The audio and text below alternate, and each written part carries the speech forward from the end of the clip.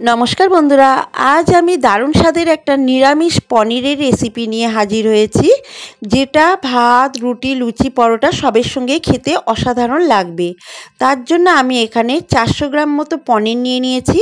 এবার এই পনিরটাকে একটু বড় টুকরো করে কেটে নিয়েছি। ঠিক এরকম বড় বড় টুকরো করে চৌকো শেপ করে কেটে নিতে হবে এই রেসিপির জন্য। বন্ধুরা, এই পনিরের রেসিপিটা বানাবার জন্য পনির কিন্তু একটু বড় টুকরো করে কাটলেই ভালো লাগবে। আর এই পনিরের রেসিপিটা বানাবার জন্য আমি একটা মশলা করে নেব। তার জন্য একটা মিক্সিং জার নিয়ে নিয়েছি। মিক্সিং জারে আমি নিয়ে নেব 2 চা চামচ চারমগজ, আর নেব 2 চা চামচ পোস্ত, আর নেব 2 চা চামচ আধ ভাঙা কাজু। এই তিনটি উপকরণ মিক্সিতে একটু ঘুরিয়ে গুঁড়ো করে নেব প্রথমে। বন্ধুরা, এইভাবে মশলা তৈরি করলে প্রথমে একটু মিক্সিতে ঘুরিয়ে গুঁড়ো করলে মশলাটা দারুণ মিহি পেস্ট হয়। দেখুন, তিনটে উপকরণ আমার গুঁড়ো করে নেওয়া হয়ে গেছে। এবারে এখানে আমি দেব ঝালের জন্য 2টো কাঁচা লঙ্কা। ঝালটা আপনারা আপনাদের পছন্দ মতো দেবেন, তবে এই রেসিপিতে ঝালটা অল্প হলেই বেশি ভালো লাগবে। আর অল্প একটু জল দিয়ে 2 চা চামচ থেকে 3 চামচ মতো জল দিয়ে মিক্সিতে এটা ঘুরিয়ে নেব, নিয়ে এটার একটা মিহি পেস্ট করে নেব চারমগজ, কাজু আর পোস্তর। দেখুন, চারমগজ, কাজু আর পোস্তর মিহি পেস্টটা তৈরি হয়ে গেছে। ঠিক এই রকমভাবে মিহি করে এই রেসিপির জন্য এই মশলাটা তৈরি করে নিতে হবে। এবারে এই মশলাটাকে আমি এক সাইডে রেখে দেবো। দিয়ে একটা বাটিতে আমি 1 কাপ মতো দুধ নিয়ে নিয়েছি। দুধের মধ্যে অল্প একটু জ্যাফরন দিয়ে দিলাম। এই দুধের মধ্যে জ্যাফরনটাকে একটু ভিজিয়ে রাখবো। বন্ধুরা, এই রেসিপির জন্য এই দুধের মধ্যে জ্যাফরনটা এইভাবে ভিজিয়ে রেখে দিতে হবে। তারপরে আমি গ্যাসের উপরে একটা কড়াই বসিয়ে খানিকটা জল গরম করতে বসিয়ে দিয়েছি। জলটা উষ্ণ গরম হয়ে গেলে আমি একটা পাত্রে ঢেলে নিয়েছি। এই পাত্রের মধ্যে দিয়ে দেব অল্প একটু লবণ। লবণটা দিয়ে এই উষ্ণ গরম জলটা আমি রেখে দেব। এটা আমার রান্নার কাজে লাগবে।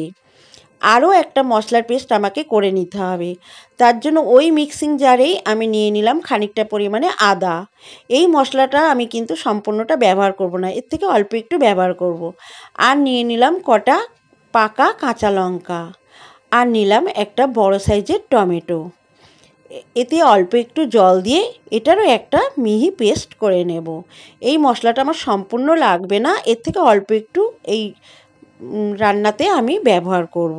দেখুন, এর মিহি পেস্টটা হয়ে গেছে, এটাকেও এক সাইডে রেখে দেবো। এবারে চলে যাব আমি মূল রান্নায়। গ্যাসের উপরে কড়াই বসিয়ে দিয়েছি। কড়াইটাকে খুব ভালোভাবে প্রথমে গরম করে নিয়েছি। কড়াইটা খুব ভালোভাবে গরম হয়ে গেলে এখানে অল্প পরিমাণে একটু সাদা তেল আমি দিয়ে দিলাম। পরিমাণ মতোই দিতে হবে তেলটা, যাতে পনিরগুলো ভালোভাবে ভাজা হয়। এবারে যে পনিরগুলো আমি টুকরো করে কেটে রেখেছিলাম সেই পনিরগুলো আমি দিয়ে দেব। বন্ধুরা, এই রেসিপির জন্য সাদা তেলে ব্যবহার করলেই ভালো হয়। রেসিপিটা সাদা তেলেই রান্নাটা করলে বেশি ভালো লাগবে। তার জন্য আমি এখানে সাদা তেলই দিয়েছি। এবারে পনিরগুলোকে হালকা করে একটু এপিট ওপিট করে ভেজে নেব।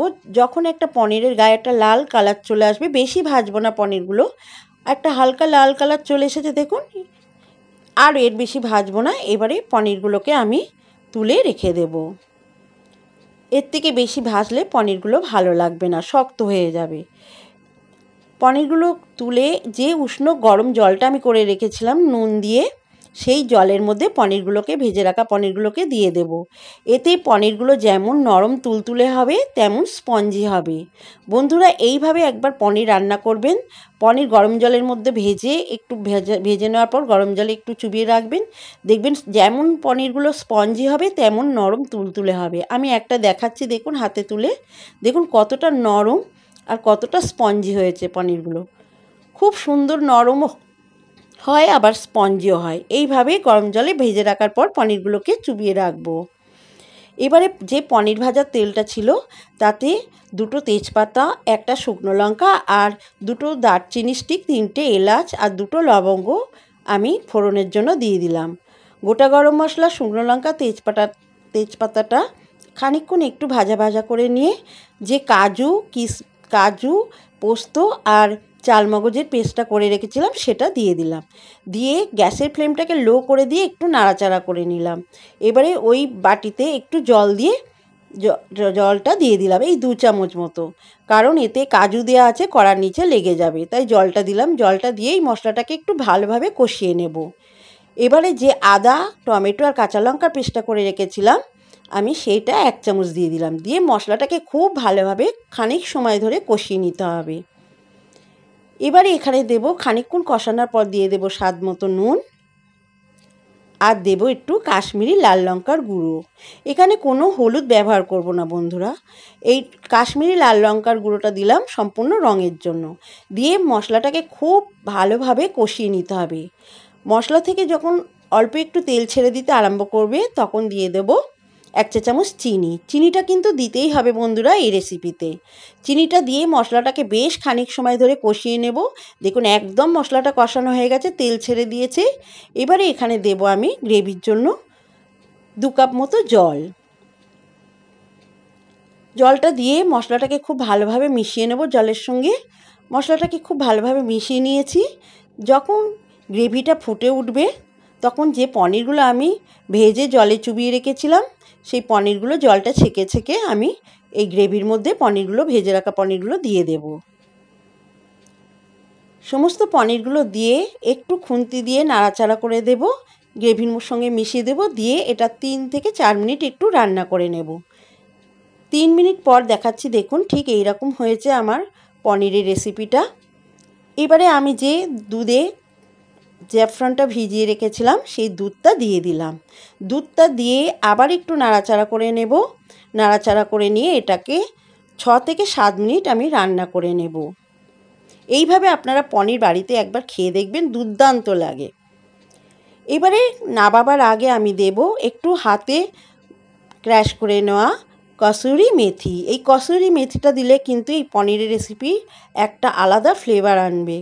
কসুরি মেথিটা দিয়ে খুব ভালোভাবে মিশিয়ে নেব। দেখুন খুব ভালোভাবে মিশিয়ে নিয়ে আরও 3-4 মিনিট আমি রান্না করে নিয়েছি। আমার পনিরের রেসিপি একদম রেডি পরিবেশনের জন্য। এবারে আমি একটা পাত্রে সার্ভ করে দিয়েছি।